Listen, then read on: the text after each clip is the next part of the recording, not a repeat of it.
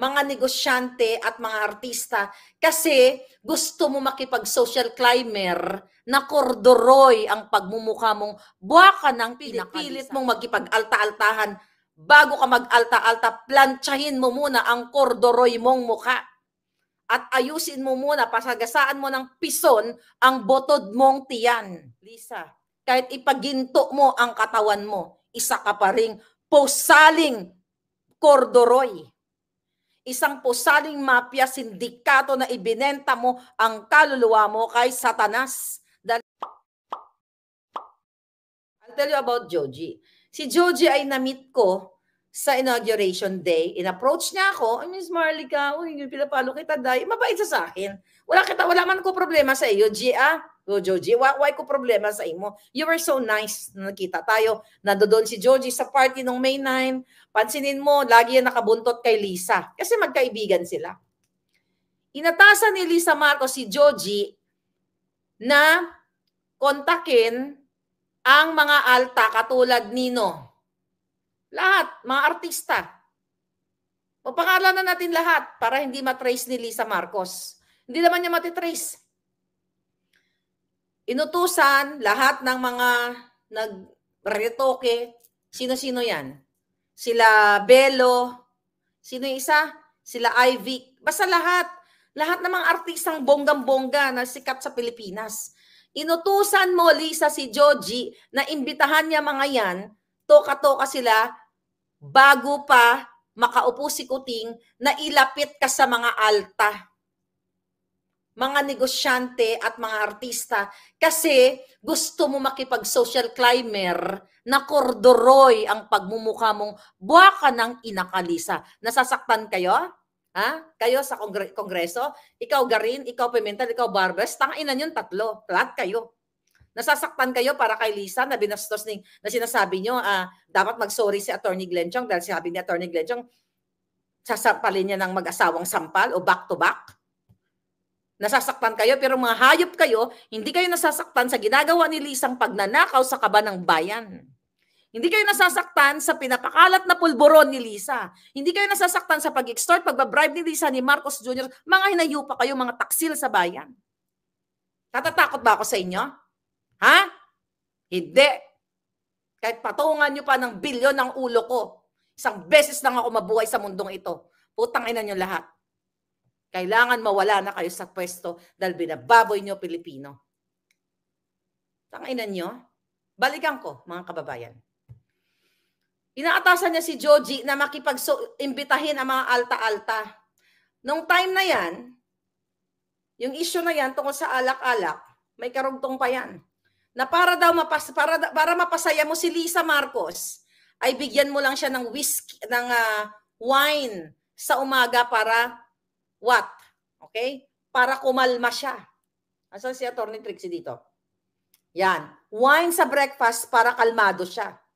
Whiskey for lunch para ma-fuel up siya. At pagdating sa gabi, bigyan daw siya ng tequila at vodka para makatulog siya.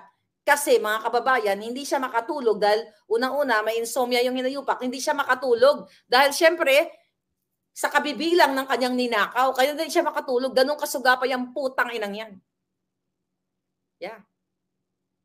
Ngayon, doon sa party na yon, Lisa, kasama pa ang mga asawa ng cabinet secretaries o tangina, hanapin mo kung sino ang nagsabi sa akin. Gurgurin mo silang lahat. At ang importante natin nandoon mismo sa loob ng party na isinusuka ka. Dahil social climber ka, pinipilit mong magkipag-alta-altahan. Bago ka mag-alta-alta, plantsahin mo muna ang kordoroy mong mukha. At ayusin mo muna, pasagasaan mo ng pison ang botod mong tiyan. Dahil hindi ka alta, isa kang pusali, baboy sa lahat ng pinakababoy, pakademonyo, lahat ng kahayupan nasa iyo, Lisa Araneta Marcos. Hindi kita aatrasan. Kahit gamitin mo pa ang bilyon-trilyon na perang ninanakaw mo sa kaba ng bayan, gamitin mo pa lahat ng proxy mo para gipitin ako, putang ina ka. Ano, Kongreso? Nasasaktan kayo? Pagtanggol nyo si Lisa dahil kumakamal kayo, mga jindot kayo, mga hinayupa kayo? So mga kababayan, doon sa party na yon, tinanong ka Lisa, di ba? Eto Lisa, listen to this. Ahas. Doon sa party ng mga alta, dahil every week, basta hindi ko lang alam kung twice ba o every weekend, may ginagather na ino-organize si Joji na party para imbitahin ang mga altas sa Malacanang at the expense of your money, people's money. Hanapin nyo na lang si Joji. Wala namang ginawa sa aking masama yan. Pero yan ang utosan ni Lisa para maki-imbitahin ang mga socialite and even social climbers katulad ni Lisa, kasi gusto ni Lisa na napapalibutan siya ng mga socialite para belong siya doon. Lisa, kahit ipaginto mo ang katawan mo, isa ka pa ring posaling kordoroy. Isang posaling mafia sindikato na ibinenta mo ang kaluluwa mo kay Satanas dahil nalagpasan mo pa ang pagkademonyo ng lahat ng demonyo.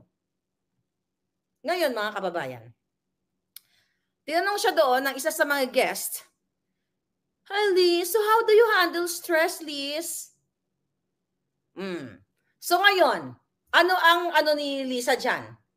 Paano niya i-handle ang stress?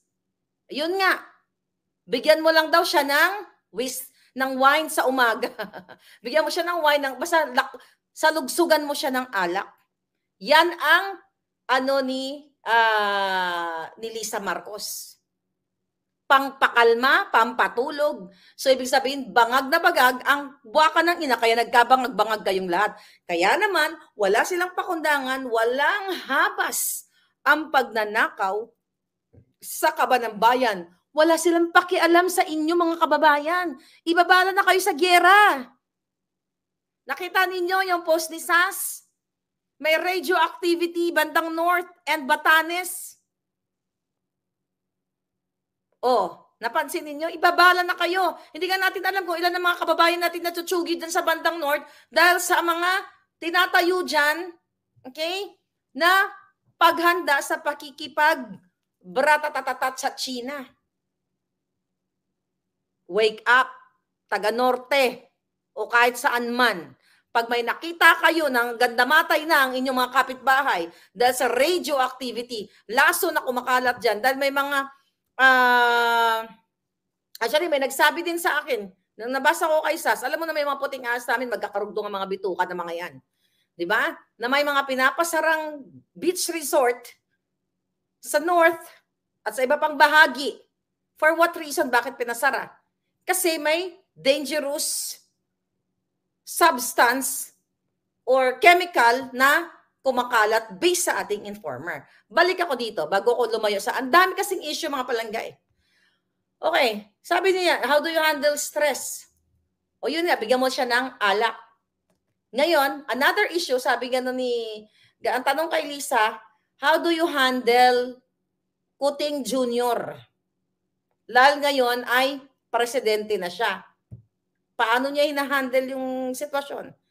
At naririnig, di ba, na siya ang nagko-control kay Kuting. Dahil kilala naman sa mga alta yun.